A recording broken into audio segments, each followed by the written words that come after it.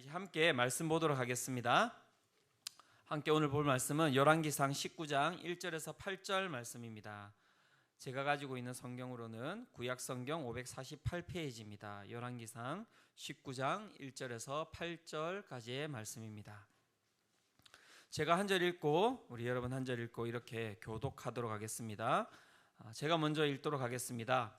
아합이 엘리야가 행한 모든 일과 그가 어떻게 모든 선지자를 칼로 죽였는지를 이세벨에게 말하니, 이세벨이 사신을 엘리야에게 보내어 이르되 내가 내일 이맘때에는 반드시 내 생명을 저 사람들 중 한 사람의 생명과 같게 하리라.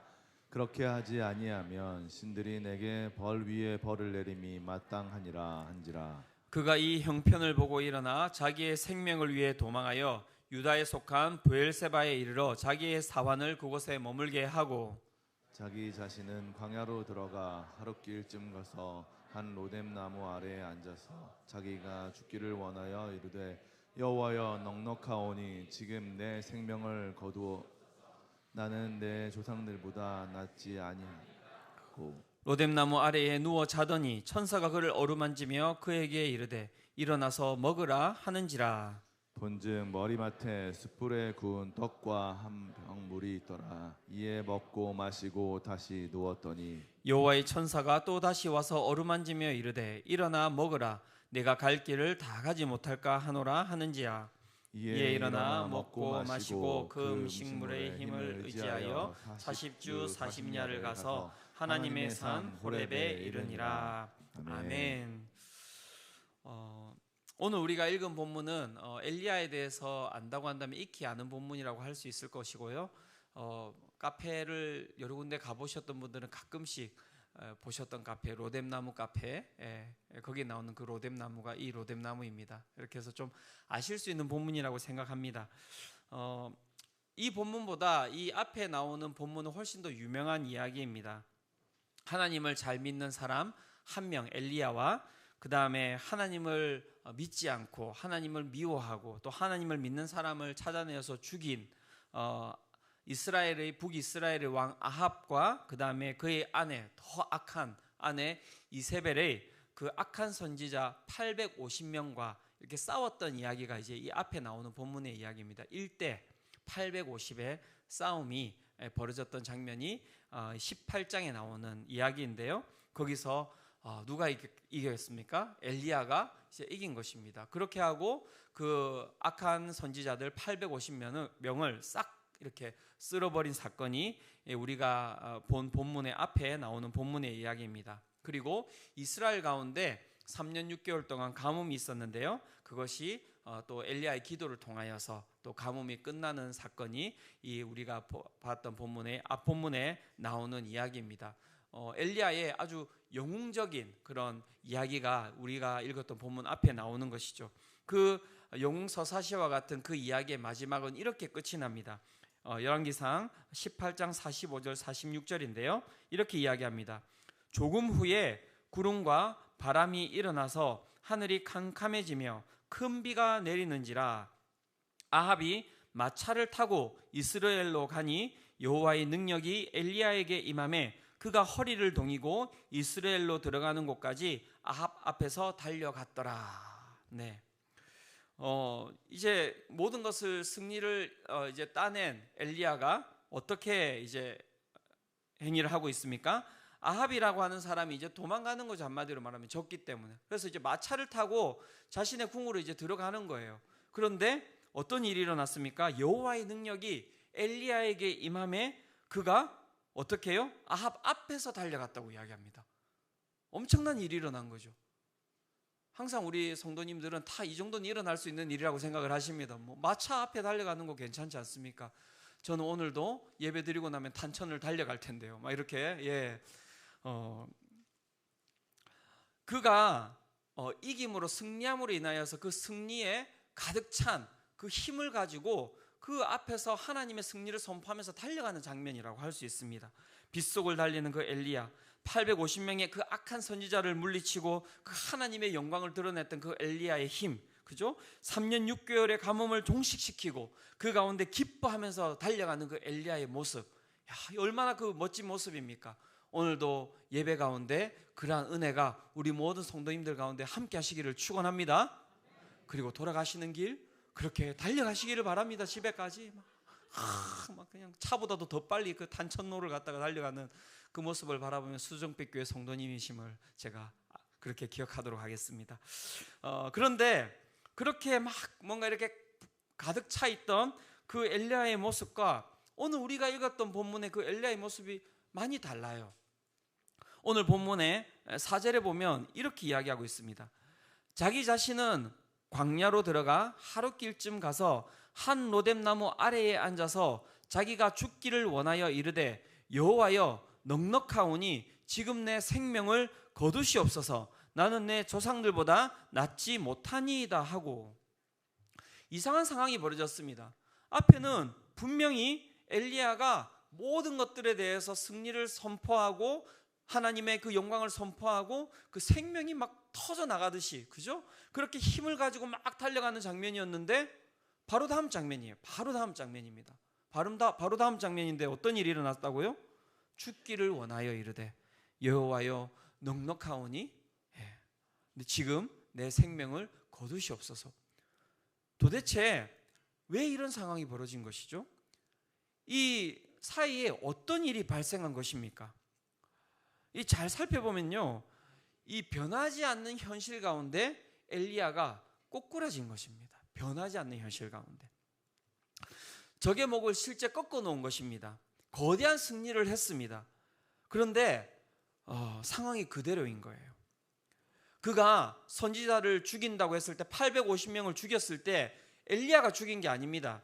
그 가운데 함께 있던 모든 백성들이 그 엘리야와 함께 그 850명의 악한 선지자들을 죽인 것이거든요. 무슨 뜻입니까?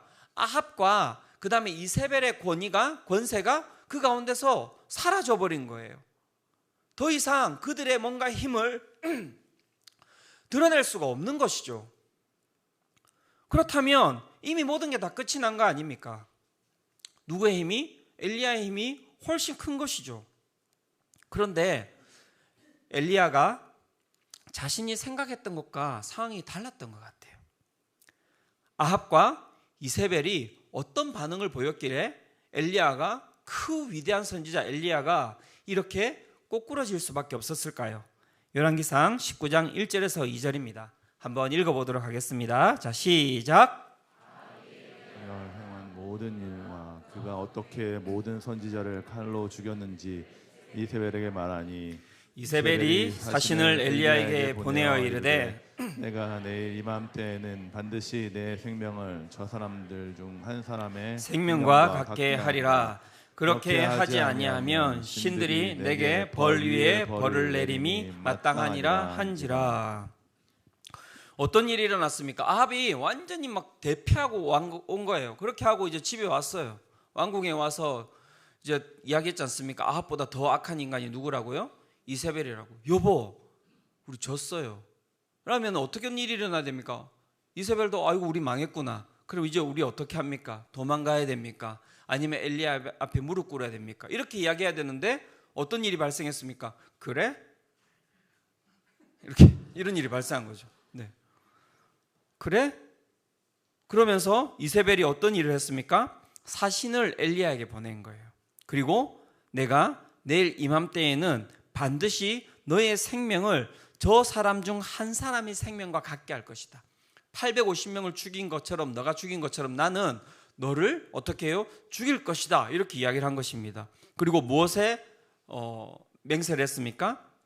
자신이 믿는 신들이 내게 벌 위에 벌을 내림이 마땅하니라. 그래서 내가 반드시 너를 죽일 것이다 라고 이야기했죠. 거기에 엘리야가 어떻게 됐다고요? 거기에 두려움을 느끼고 꼬꾸라진 거예요. 그런데 여러분, 사람을 죽인다고 하는 사람이 나 너 죽일게 이렇게 하고 죽이겠습니까? 그러면 도망가겠죠. 그래서 대부분 사람을 만약에 죽인다고 이야기하면 그렇게 하지 않고 그냥 어떻게 해요? 사신을 보내서 죽이면 끝나는 거예요. 그런데 뭐라고 이야기합니까? 나 너 죽일 것이다. 모든 사람들이 다 알도록 그렇게 이야기를 하는 거죠. 그리고 자신의 신은 이미 졌어요. 신에 대한 권위도 없고 권세도 없어요. 그런데 어디다가 맹세하고 있습니까? 아무것도 권위가 없는 신 가운데 맹세하고 있는 거예요. 이걸 가지고 뭐라고 이야기합니까? 뻥이라고 이야기하는 겁니다. 뻥친 거예요. 죽일 힘도 없고 죽일 능력도 없고 아무것도 없는데 뭐만 있습니까? 그냥 입만 있는 거예요. 그냥 그렇게 이야기를 한 거거든요. 이미 와서 죽였어야죠. 아무것도 없는데. 그런데 거기에 어떻게 된 겁니까? 그 가공할 만한 뻥에 엘리야가 그냥 꼬꾸라진 것입니다. 왜요? 자신이 생각했던 반응이 나오지 않았기 때문이에요. 자신이 생각했던 반응. 분명히 그 끝이 나고 이 모든 전쟁은 종식이 되고 하나님께서 이 북이스라엘을 다스리는 일들이 일어나야 되는데 안 그런 거예요. 아합도 멀쩡하고 이세벨은 더 멀쩡하고 자신을 죽인다고 하니 대승을 거뒀음에도 불구하고 그 가운데서 죽는다라는, 너 죽겠다라 죽이겠다라는 그 말에 엘리야가 꼬꾸라진 것이죠. 그것이 바로 두려움이라고 이야기합니다. 변하지 않는 환경 가운데서 오는 두려움의 크기가 그 앞에 있었던 모든 자신의 그 위대한 삶, 위대한 승리를 어떻게 한 것입니까? 다 사라지게 만들어버린 것입니다. 변하지 않는 삶의 두려움이, 변하지 않는 삶의 환경의 그 두려움이 이렇게 무서운 거예요. 이렇게 무서운 것입니다. 그 가공할 만한 그 두려움에 대해서 철로의 역정은 그런데 이렇게 이야기를 하고 있습니다. 철로의 역정 읽어보셨죠? 그죠? 주인공이 누구입니까? 크리스천. 네. 이렇게 이야기합니다. 겁쟁이와 의심쟁이 때문에 약간의 두려움을 가지고 길을 걷던 크리스천은 아름다움이라는 저택을 발견했습니다. 그는 혹시 그 집에서 하룻밤 쉬어갈 수 있을까 하고 앞으로 걸음을 재촉해 나가다가 사자 2마리가 길에서 어슬렁거리는 것을 보았습니다. 겁쟁이와 의심쟁이가 말했던 두려움의 대상이 바로 저것이구나 하고 생각했습니다. 그 두려움에 대해서 이제 설명을 하는 것입니다. 크리스천 역시 겁을 잔뜩 먹고 뒷걸음질을 쳤습니다. 그는 사자들 사이로 지나가다가는 죽을지 모른다고 생각하고 앞서 돌아간 2사람처럼 자기도 돌아가려고 했습니다. 그 순간 문 앞에 있던 경계라는 문지기가 크리스천을 향해 소리쳤습니다. 당신은 그렇게도 용기가 없으시오? 사자들을 무서워할 것 없소. 저 사자들은 사슬에 묶여 있어. 현재의 믿음을 시험해보고 믿음이 없는 자들을 알아보기 위해 거기 놓여 있는 것이오. 길 한가운데로만 걸어가면 아무런 상처도 입지 않을 거요. 문지기의 말은 사실이었습니다. 크리스천이 조심스럽게 길 한가운데로 걸어가는데 사자들은 으르렁거리기만 할 뿐 그에게 정말 아무런 상처도 입히지 못했습니다. 이것이 바로 겁쟁이와 의심쟁이가 만났던 두려움의 실체였습니다. 그 두려움의 실체가 뭐라고요? 과장된 실체라고 이야기하고 있는 거예요. 아합과 이세벨이 그 위협했던 것은 무엇입니까? 과장된 실체예요. 일어나지 않을 것이죠. 일어나지 않을 것에 대해서 무엇입니까? 우리는 두려움을 느끼는 거예요. 그래서 우리는 누구도 건드리지 않는 채 어떻게 됩니까? 우리의 삶이 꼬꾸라져 버리는 거예요. 그 두려움 때문에. 두려움에 염려하고 두려움에 근심을 가지고 두려움 가운데 우리의 삶이 주저앉아 버린다고 이야기를 하고 있는 것입니다. 이세벨이 우는 사자와처럼 굴었던 것이죠. 그리고 그 앞에 엘리야는 무너져 버렸습니다. 우리의 삶 또한 그렇지 않습니까? 우리의 실패 앞에, 우리의 육체적인 고통 앞에, 우리의 경제적인 어려움 가운데, 바뀌지 않는 그 모든 상황 가운데 우리는 두려워하고 그 가운데 아무도 흔들지 않았는데 거기에 주저앉아 버린 것, 그것이 우리의 삶은 아닙니까? 저는 코로나 상황 가운데 또한 우리의 신앙을 살펴보기를 원합니다. 우리의 신앙 또한 그렇지 않습니까? 2년 동안 그저 여러분 신앙이 누가 건드리지도 않았습니다. 핍박하지도 않았습니다. 아무도 말리지도 않았습니다. 그런데 코로나가 지난 이 시점에 많은 분들을 만나는데 많은 분들이 하는 얘기가 뭐냐면 신앙에 힘이 없대요. 목사님, 힘이 안 생깁니다. 목사님, 너무너무 지금 제 신앙이 무기력합니다. 어떻게 하면 좋을까요? 그런데 코로나 이전으로 한번 돌아가 보자고. 그때도 힘이 없었던 건 마찬가지잖아요. 그때도 힘이 없었다니까요, 여러분. 그때도 똑같이 무기력했다니까요. 그런데 어느 순간 우리가 그 상황 가운데 주저앉아 버린 거예요. 그리고 힘을 내셔야 됩니다. 신앙을 북돋아내고 하나님 앞에 더욱더 가까이 나아가셔야 됩니다라고 이야기를 했더니 아유, 이제 못 가겠어요. 거기까지 가기가 너무 힘들어요, 목사님. 힘을 내기가 힘들어요. 안 갈래요. 그렇게 하고 다 주저앉아 버린 거예요. 요까지만 하겠습니다. 요 이상은 절대 건들지 마세요. 어디에서 온 건지 아십니까? 과장된 실체 가운데, 오는 두려움. 그냥 내 삶이 그렇게 그냥 이끌어져 왔기 때문에 더 이상 내가 움직이고 싶지 않은 거예요. 그런 과장된 실체 가운데, 변하지 않는 상황의 두려움 가운데 선 인간의 모습이 무엇인지 아십니까? 똑같이 과장되게 움직입니다. 그 엘리야의 모습을 통해서 저희가 4가지를 살펴볼 수 있는데요. 첫 번째는 무엇이냐면 자기 생명을 위해서 도망간다는 것입니다. 3절입니다. 열왕기상 19장 3절 이렇게 이야기합니다. 그가 이 형편을 보고 일어나 자기의 생명을 위해 도망하여 유다에 속한 브엘세바에 이르러 자기의 사환을 그곳에 머물게 하고 이렇게 이야기하고 있습니다. 이세벨과 아합이 그렇게 과장된 그러한 실체를 가지고 들어왔을 때 그가 그 형편을 보고 어떻게 하였다고요? 자기의 생명을 위해서 도망갔대요. 여러분, 엘리야는요 한 번도 자기의 생명을 자기가 지킨 적이 없는 사람이에요. 한번 볼까요? 본문을 열왕기상 17장 1절에서 4절입니다. 같이 한번 읽어보도록 하겠습니다. 자, 시작. 길르앗에 우거하는 자 중에 디셉 사람 엘리야가 아합에게 말하되 내가 섬기는 이스라엘의 하나님 여호와께서 살아계심을 두고 맹세하노니 내 말이 없으면 수년 동안 비도 이슬도 있지 아니하리라. 여호와의 말씀이 엘리야에게 임하여 이르시되 너는 여기서 떠나 동쪽으로 가서 요단 앞 그릿 시냅가에 숨고 그 시냇물을 마시라. 내가 까마귀들에게 명령하여 거기서 너를 먹이게 하리라.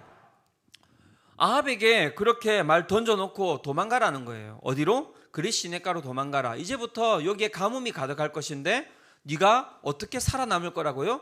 그릿 시냇가에서 나오는 그 시냇물을 너가 먹을 것이고, 그리고 어떻게 해요? 까마귀들이, 기가 막힙니다. 우리는 이런 까마귀 없습니까? 한 5마리 키웠으면 좋겠습니다. 까마귀들이 와서 거기서 먹을 것을 줬다는 거예요. 아무도 살아날 수 없는 상황 가운데서 하나님이 움직이셔서 엘리야가 살아갔던 거예요. 이거 한 번뿐이 아닙니다. 열왕기상 17장 8절 9절입니다. 이것도 같이 한번 읽어볼게요. 자, 시작. 여호와의 말씀이 엘리야에게 임하여 이르시되 너는 일어나 시돈에 속한 사르밧으로 가서 거기 머물라. 내가 그곳 과부에게 명령하여 내게 음식을 주게 하였느니라. 계속해서 가뭄이 가득하였는데 그릿 시냇가가 이제 다 말랐어요. 그랬더니 하나님께서 이제 어떻게 하냐면 너 사르밧에 있는 과부한테 가라. 거기에서 내가 너에게 또 먹을 것을 줄 것이다. 이렇게 이야기한 거예요. 갔더니 사르밧 과부가 어떻게 합니까? 통에 가루 하나 들고 자기 아들 데리고 어디로 가고 있었습니까? 자살하러 가고 있었어요. 이거 먹고 죽자고. 그런데 거기에 엘리야가 나타난 거예요. 그리고 이야기합니다. 여기 하나님께서 여기 오라고 했다. 너하고 함께 있으라고 했다. 너 가운데 나 가운데 하나님께서 먹을 것을 주실 것이다. 그렇게 이야기를 하고 났더니 그 다음에 어떤 일이 벌어졌습니까? 열왕기상 17장 16절에 이렇게 이야기합니다. 여호와께서 엘리야를 통하여 하신 말씀같이 통의 가루가 떨어지지 아니하고 병의 기름이 없어지지 아니하니라. 와, 정말 부러워요. 아무런 노력도 하지 않고 이렇게 먹을 수 있습니까? 생명을 자기가 무슨 노력을 해서 자신의 생명을 유지했습니까? 한 번도 자신의 생명을 자신의 힘으로 유지하지 않았어요. 누가 유지했습니까? 하나님께서 그의 생명을 지키셨고 하나님께서 그의 생명을 이끌어 오셨거든요. 그런데 그가 어떻게 했다고요? 자기 생명을 위하여 도망갔다는 거예요.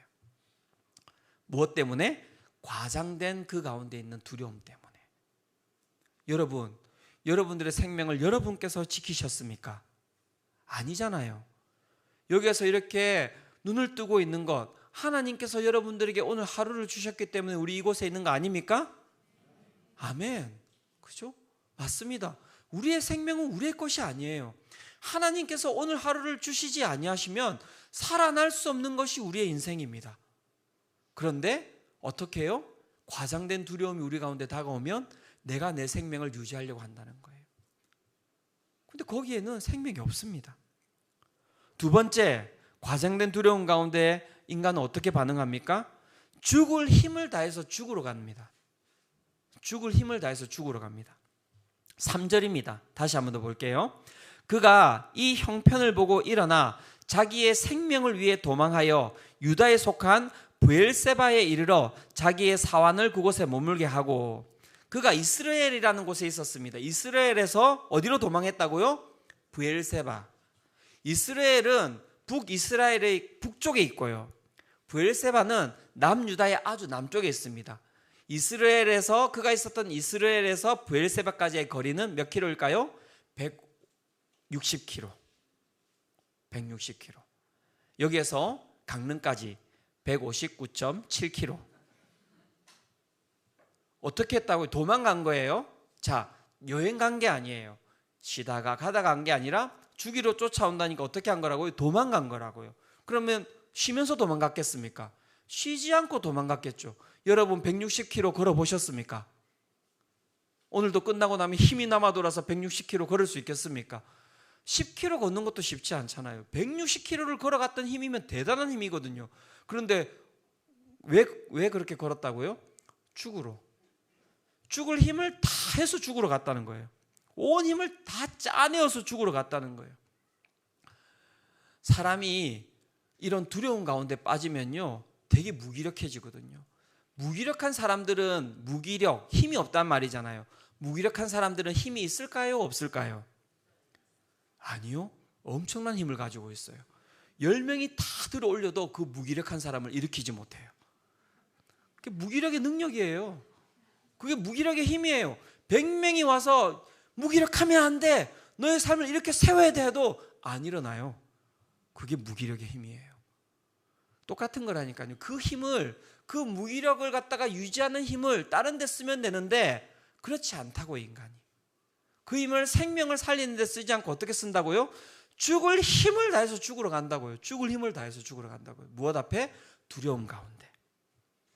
세 번째는 어떤 반응을 보입니까? 안 좋은 선택을 합니다. 안 좋은 선택을 합니다. 그가 생명을 위해서 도망갔다고 했는데 그가 가는 길은 어떤 길이었습니까? 다 죽으러 가는 길이에요. 죽으러 가는 길. 4절에 보면 이렇게 이야기합니다. 자기 자신은 광야로 들어가 하룻길쯤 가서 한 로뎀나무 아래에 앉아서 자기가 죽기를 원하여. 실제 그가 죽기를 원하여 간 것은 아닌데요, 그가 어디로 갔습니까? 광야로 들어갔어요. 그리고 어디 나무 아래 들어갔습니까? 로뎀나무 아래 들어갔습니다. 여러분, 로뎀나무가 어떤 나무인지 보셨습니까? 우리 밖에 나가면 밤나무 있죠. 우리는 다 그런 나무라고 생각해요. 잎도 넓고 그 가운데 품도 크고, 그래서 그 가운데 있으면 그늘도 있고, 그런 나무 아니에요. 쌀이나무. 그늘이 잘 안 생기는 작고 그냥 잎이 아니라 가지만 많은 쌀이나무가 이 로뎀나무라고 이야기합니다. 그러니까 웬만하면 그 카페 이름은 로뎀나무로는 안 지으셨으면 좋겠어요. 네. 그거 아니거든요. 우리가 생각하는 그 막 풍성하고 이런 나무 아니에요. 그냥 쉴 곳 없는, 거기 누워 있으면 죽어요. 그러니까 로뎀나무 카페 이러면 약간 이상한 거예요. 이게 안 하는 걸로 하시는 겁니다. 그래서 오늘 제가 설교 제목이 뭡니까? 로뎀나무 아래에 앉아서, 이렇게 이야기하면 뭔가 우리가 뭔가 풍성하고 뭔가 쉼이 있고, 근데 그거 아니라고요. 거기는 그냥 두려움만 가득하고 죽음이 가득하고 그 가운데는 아픔과 고통이 가득한 자리라고요. 로뎀나무 아래에 앉아 있으면 안 되는 거예요. 거기 빨리 떠나야 되는 곳이에요. 그죠? 그래서 저희는 뭐 동 이름에다 로뎀나무 이렇게 안 짓잖아요. 그렇게. 네. 그죠? 그래서 두려움이 우리 가운데 찾아오면 우리가 어떻게 한다고요? 선택을 하는데 최악의 선택을 하면서 지나가는 거예요. 두려움은 우리를 그렇게 이끌어 간다는 것입니다.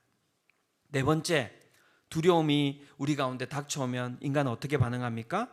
그 두려움에 그 감정을 갖다가 우리가 즐긴다라고 하는데 이거 고칠게요. 제가 피드백을 받았습니다. 목사님이 뭘 하냐고 그렇게. 예, 맞습니다. 두려움에 함몰된다고 합니다. 함몰된다. 두려움의 감정에 함몰돼요. 함몰된다는 게 무슨 뜻입니까? 그 감정에서 벗어나지 못한다는 거예요. 거기에 그냥 휩싸이게 된다는 거예요. 그 가운데서 내가 뭔가를 하고자 해도 그 가운데 할 수 없는 일들이 생긴다는 거예요. 그 가운데 함몰되는 겁니다. 엘리야가 그랬습니다. 19장 4절에서 7절에 보면 이렇게 이야기합니다. 자기 자신은 광야로 들어가 하룻길쯤 가서 한 로뎀나무 아래에 앉아서 자기가 죽기를 원하여 이르되 여호와여 넉넉하오니 지금 내 생명을 거두시옵소서 나는 내 조상들보다 낫지 못하니이다 하고, 이 우울증이잖아요. 우울증. 우울함이 막 가득한 게 자신의 모든 것들을 다 비하하고 있는 거예요. 그리고 어떻게 합니까? 로뎀나무 아래에서 누워 자고 있었어요. 그랬더니 천사가 왔습니다. 천사가 그를 어루만지며 이르되 일어나라 먹어라 이거. 그렇게 하고 6절에 어떻게 됩니까? 6절에 본즉 머리밭에 숯불에 구운 떡과 한 병 물이 있더라. 이에 먹고 마시고 어떻게 해야 됩니까? 다시 일어나서 가야 되는데 어떻게 했다고요? 다시 누웠더니 라고 이야기하고 있습니다. 누워서 잤습니까? 근데 잤단 말이 없어요. 그럼 어떻게 하고 있겠습니까? 누워서 자기의 고통과 자기의 아픔과 그 두려움을 뭐 하고 있었겠습니까? 곱씹어 보고 있는 거예요. 함몰되어 있는 겁니다. 그 가운데서 벗어나지 못하고 있는 거예요. 제가 이 단어를 쓰는 게 조심스러운데요. 사람이 원죄가 있어가지고 사람이 고통을요, 사람이 그 불안함을요, 사람은요 그 두려움을 갖다가 이렇게 즐겨요. 즐긴다는 말을 제가 좀 잘 쓰고 싶습니다. 그 가운데서 그것을 갖다가 그냥 같이 함께 사는 걸 좋아해요. 아무리 깨끗한 옷을 입혀놔도 그게 가서 다시 이렇게 굴러다녀요. 그 인간의 그 나쁜 본질, 그걸 다른 말로 함몰되는 거예요. 함몰되는 데서 벗어나지 못하는 거예요. 결국 두려움이 우리 가운데 주는 것이 무엇입니까? 그 결과가 무엇입니까? 이게 되게 중요합니다. 결과가 무엇이냐면 두려움의 결론은, 그 두려움의 결론은 바뀌어야 할 환경과 그 악한 사람은 바뀌지 않고요. 누구만 바뀌는지 아십니까? 바뀌지 않아야 할 내 삶만 바뀌는 거예요. 두려움 가운데. 그래서 주저앉아 버리는 거예요. 건드리면 주저앉아 버리는 거예요. 과장된 현실 가운데 엘리야가 그 과장된 현실을 뚫고 지나갈 수 있는 능력이 있었음에도 불구하고 그는 어떻게 해요? 그 현실 가운데, 그 두려움 가운데 주저앉아 버린 것입니다. 제가 이전에 그런 경험이 있었습니다. 제가 설교를 되게 이렇게 어려워하거든요. 되게 힘들어요, 정말. 안 그래도 힘든데 제가 그 분당 우리 교회 처음 왔는데 그 청년 한 명이 매주마다 설교 끝나면 찾아오는 거예요. 그리고 지적을 해요. 목사님, 조경이 이러시면 안 된다고. 조경이 예수 그리스도를 향하여서 나가야 된다고. 그 다음 주에 제가 예수 그리스도를 향해서 막 조경을 하면 찾아와요 또. 목사님, 잘하셨다고.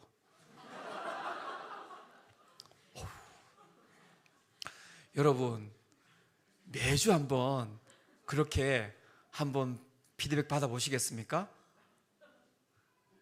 그때 공황이 와요. 이렇게 두려움이 오고요. 단에 올라가면 막 식은 땀이 막 줄줄줄줄줄 흘러요. 다 그 청년으로 보여요. 이렇게 앉아 있는 사람이 다 그 청년으로 보여요. 보세요. 한 명이 이야기했어요. 한 명이 이야기했어요. 그런데 거기에 막 200명, 300명이 앉아 있는데 200명, 300명이 똑같이 그렇게 보는 것처럼 느끼는 거예요. 두려움. 그게 두려움이에요. 과장된 두려움이 나를 과장되게 반응하게 만드는 거예요. 그래서 그때부터 생각하는 거죠. 나는 설교를 못해. 사람들이 조금 내가 유머를 했는데 안 웃으면 오늘 설교는 망했구나. 정말 식은땀이 줄줄줄 흘러내리면 막 어떻게 할 바를 모르는 거예요. 예, 그게 과장된 두려움이 우리 가운데 주는 고통인 거예요. 여러분, 그렇다면 이 두려움에서 어떻게 벗어날 수 있습니까? 어떻게 벗어날 수 있습니까? 첫 번째는 영적인 것이 필요합니다. 영적인 것이. 5절입니다. 19장 5절 같이 한번 읽어보도록 하겠습니다. 자, 시작. 로뎀 나무 아래에 누워 자더니 천사가 그를 어루만지며 그에게 이르되 일어나서 먹으라 하는지라. 자, 그가 이렇게 정말 누워 있었어요. 더 이상 일어나지 못하는 정말 그 모든 고통 가운데 누워 있었습니다. 그때 무슨 일이 일어났습니까? 천사가 찾아와서 그를 어떻게 했다고요? 어루만졌다고요. 터치했다고요. 여기 이 천사라는 단어는 되게 재미있는 단어입니다. 말라크라는 단어입니다. 말라크라는 단어. 그런데 이 단어가 또 어디에 쓰였는지 아십니까? 열왕기상 19장 2절에도 똑같이 쓰였어요. 이세벨이 사신을 엘리야에게 보내야 할 때 이 사신이 똑같은 말라크입니다. 천사라는 단어와. 그러니까 이세벨은 말라크를 보내어서 무엇을 선포했습니까? 너 죽어! 죽음을 선포했어요. 그죠? 하나님은 우리 가운데 말라크를 보내어서 무엇을 선포하십니까? 어루만지시고 생명을 선포하시는 거예요. 두려움 가운데서 살아날 수 있는 방법은 무엇입니까? 하나님의 어루만지심이 필요한 것입니다. 오늘 이 예배 가운데 말라크 저를 통하여서 여러분이 하나님의 어루만지심을 경험하시기를 축원합니다. 하나님의 그 어루만지심을 경험한다는 거 다양한 방법이 있는데요. 요즘 영적인 훈련을 통하여서 고독에 대한 훈련을 많이 이야기합니다. 혼자 가셔서 묵상하시고 그렇게 이야기하는데 저는 좀 우리 성도님들한테 그 부분에 대해서 추천 안 하려고 해요. 혼자 가서 뭐 하세요 도대체? 하나님을 깊이 묵상하지 않으시잖아요. 내일의 주식의 근황은 어떻게 될까? 내 삶 가운데 어떤 두려움이 있을까? 잘 안 돼요. 왠지 아십니까? 우리의 영혼이 아직까지 연약하여서 하나님 앞에 단독자로 서는 것 자체가 잘 안 되기 때문에 그래요. 그래서 하나님께서는 그 말라크를 어디에 두셨는지 아십니까? 공동체에 두셨어요. 제발 공동체에서 견인을 받으시길 바랍니다. 우리 순장님의 손이 무엇입니까? 말라크, 사신의 어루만지심인 거예요. 아무도 아멘 안 하는 건 순장님들 어떤 일인 거죠 이게? 네, 사신입니다. 그게 천사입니다. 천사의 손길은 우리 순장님들의 손을 통해서 이루어집니다. 공동체의 손을 통해서 이루어집니다. 사랑하는 성도 여러분, 그 손길을 경험하십시오.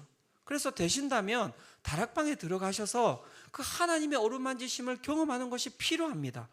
나 혼자 잘 되지 않아요. 왜? 내 신앙 가운데는 실패에 대한 경험들이 너무 많기 때문에 그래요. 이제 그 7월 15일부터 17일까지 청년부 수련회가 진행이 됩니다. 그 수련회가 뭔지 아십니까? 하나님의 어루만지심이에요. 그런데 안 믿어요. 20년 동안 목사님 제가 수련회 가봤습니다. 하나도 하나님 안 만지시더라고요. 저는 안 되는 것을 제가 안 변할 줄을 믿습니다. 이렇게 가잖아요.